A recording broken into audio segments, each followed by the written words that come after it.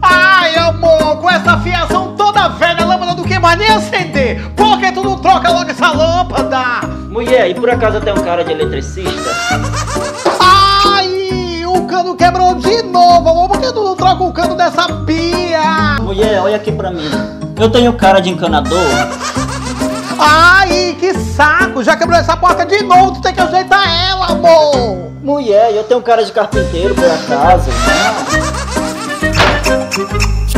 Vizinha, mulher, chama o marido de aluguel pra me socorrer. Olá, eu sou o Gleison Cruz, da agência Marido de Aluguel, ao seu dispor.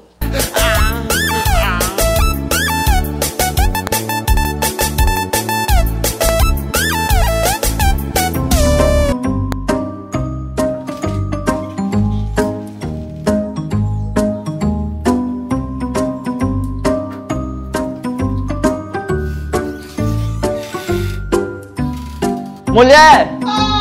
Quem consertou tudo isso? O marido de aluguel! Marido de aluguel? E o que foi que ele falou? Ele chegou aqui e ele me perguntou se era pra ele fazer o teu serviço ou se era pra mim fazer um bolo pra ele. Sei. E aí, você fez bolo de quê? Olha na minha cara e vê se eu tenho cara de confeiteira.